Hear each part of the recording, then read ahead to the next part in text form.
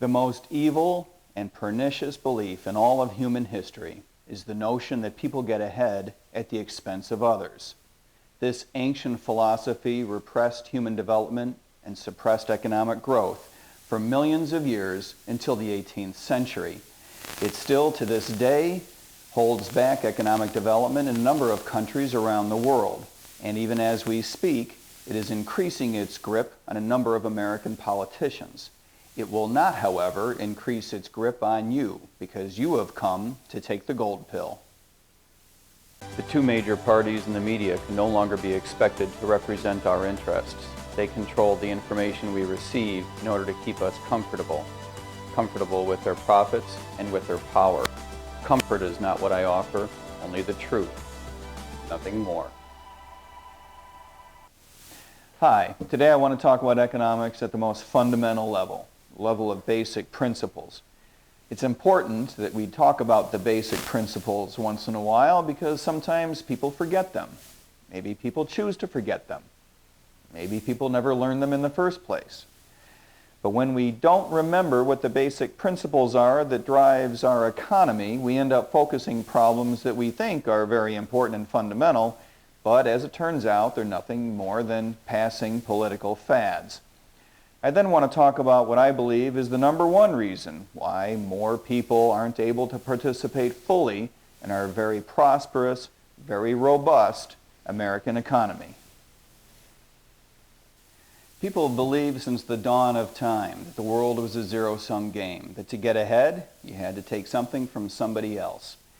In prehistoric times, as a scientific proposition, this was probably okay because there was actually no economic growth and very little human development. Unfortunately, believing in this idea is one of the things that repressed human development. Man learned eventually to cooperate and soon thereafter to form tribes. And forming tribes meant killing off other tribes. We as humans are literally the ancestors, the descendants of those tribes who were best at killing off the others, who were most motivated and best equipped to cause havoc for their competitors. This zero-sum philosophy is at the root of a number of things that we don't appreciate today. Things like war, things like class struggle, things like other prejudices including racism.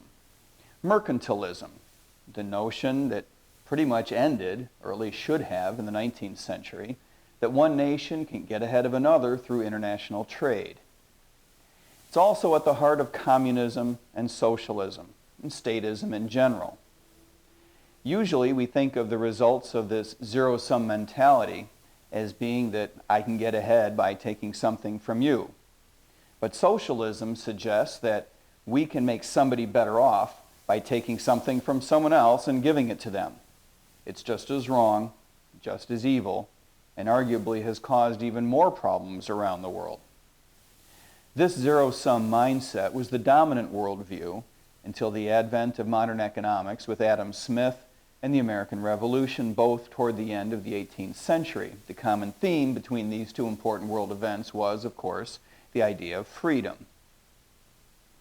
The main ingredient, freedom, eventually came to be known as capitalism, as people were exercising their freedom to make decisions themselves about how to deploy capitalism. This is what led to, in a few short decades, to the advent of the Industrial Revolution and the launch of a long period of economic growth and robust human development. We now know that economic growth does not come from taking something away from someone else, but rather the investment of capital. All types of capital. Personal capital, like education and the development of skill sets, technologies, sciences, how to do things, how to make things. Physical capital, tools, machinery, equipment, land, raw materials. This is what drives economic growth. Because the development of capitalism, the investment of capital, is such a complex matter, many people have to be involved. Freedom is what launches economic development because it means so many different people are involved in making so many small and large decisions every day throughout the economy. These decisions have to be made locally, meaning as close to the transactions as possible. Freedom to make decisions, freedom to reap the rewards of those decisions, indeed the responsibility to live with decisions, their costs and their benefits, is what makes economic growth so much more robust in economies that practice freedom than in other economies. Freedom's political manifestation, democracy, constitutional democracy, and its economic manifestation, capitalism, free market capitalism, together form a system. Not a system in the sense of a machine that we control, but rather a set of behaviors that organically develop when there's not external controls getting in their way. This system, it turns out, was the goose that laid the golden egg. For the past 200 years in capitalist countries, incomes have increased 30-fold. Historians refer to this period as the Great Enrichment. At no point in human history prior to this period was such economic growth. We talk about economic growth as a matter of income, but I certainly wouldn't advocate managing the economy as though income and GDP were the only things that mattered. Indeed, I would advocate not controlling the economy, specifically because it's so complicated. Saying that people earn wealth at the expense of others, or that the reason that some Americans have higher income than others is because in some sense some people take advantage of other people, is just not true. It imposes a bygone philosophy on the matter, a philosophy that has been proven wrong again and again. This sort of thinking is anti-historical, anti-scientific, it's anti-factual, anti-truth, and given the past couple of hundred years of experience in this country, it's frankly anti-American. The reason we should not be focused on inequality per se as a problem is because it obscures our view of problems we really do have on which we really should be focused. Important questions like, why are wages stagnating at the bottom end of the spectrum? It has nothing to do with the fact that wages have been accelerating at the top end. Thinking this way, despite all the scientific evidence to the contrary, is like seeing the world as flat. Sure, with the naked eye, you can look out on the horizon, and it appears to be so. But believing it today is just disregarding scientific evidence. Believing in a zero-sum philosophy, not recognizing what is actually driving economic growth, is the same thing as replacing astronomy with astrology. You wouldn't want to learn economics from politicians. You wouldn't want to learn economics from protesters. Politicians ask questions like, now that we have so much wealth, what should we do with it? To an economist, the question literally makes no sense. Wealth is not something that is somehow distributed from the sky. It is something that is earned and accumulated. And when you redistribute wealth, not only do you undermine the incentives for people who have wealth to invest it in a way that is best for economic growth, you also undermine the incentives of people at the lower end of the spectrum to do what they can with their capital, their human capital, their time, their energy. To a libertarian, the right question is, now that we know what drives growth, now that we understand the goose that lays the golden egg, how is it that we can make the goose lay golden eggs for everybody? How do we bring everybody into the system? How do we protect everybody's right to have access to the system? How do we make the system work for everybody? Where are the bottlenecks? As it turns out, there is one important problem in our economy. In communities in which we have relatively low incomes, relatively high crime rates, relatively low rates of education, it turns out that we have a problem with public education at the primary and secondary levels. It turns out that primary and secondary education in this country is not very good by international standards. It turns out The primary and secondary public school education is also not very good by the standards of how well the rest of our economy works. Having worked as a substitute teacher in the public schools in South Florida, I can tell you it's a very difficult environment in which to get a good education. I would go so far as to say that for most kids, it's literally impossible. As a matter of public policy, what we should be doing is requiring municipalities to break the monopolies they grant to public school systems. If we had monopolies at the local level in any other product or service in this country, we would be up in arms. Can you imagine a locality telling you which cell phone that you could use and everyone would be using the same one, or you'd have to spend more for another? This is what happens with education at the primary and secondary level, and as a consequence, it's only wealthy families that can afford to go to private schools to get the best education.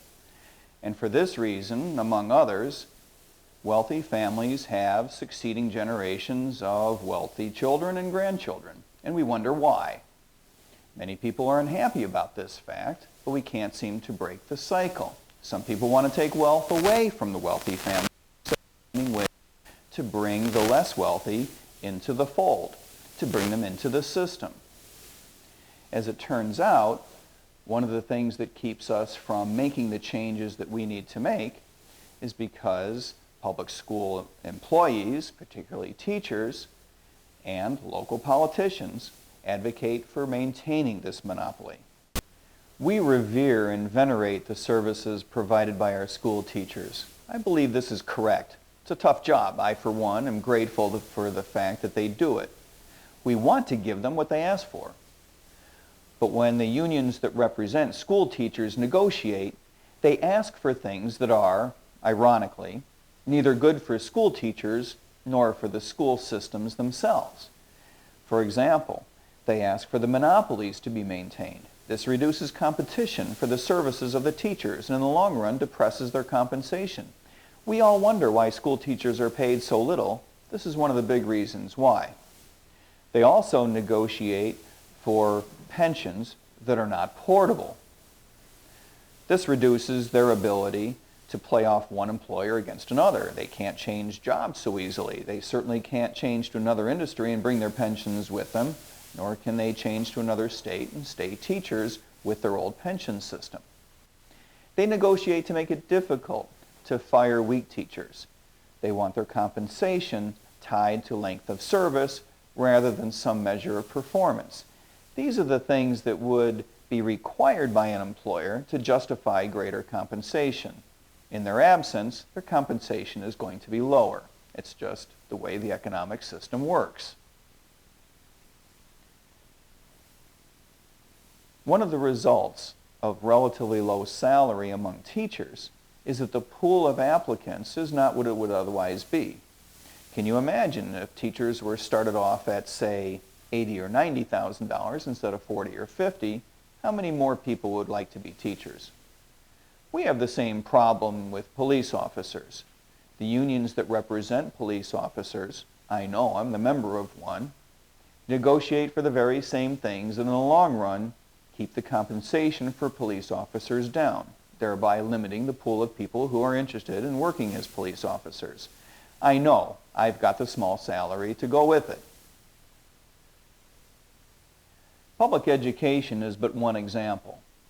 An example of a mentality that suggests that the government has to provide services to people for everyone to be able to participate in the economy. Unfortunately, this mentality is simply false. Indeed, by undermining people's freedoms, by replacing their own decision-making by decisions made at the governmental level, not only are we failing to bring people to the goose that lays the golden eggs, we're actually hurting the goose. Politics has become a battleground. On one side are people who believe that the government is better suited to make decisions for you than you are. On this side of the battle are plenty of politicians and pundits and journalists and jurists, revisionists and regulators. On our side is history, science, people like you, people like me. and common sense. Thanks for helping me make this sense a little bit more common. And thanks for coming to take the gold pill. Comfort is not what I offer, only the truth, nothing more.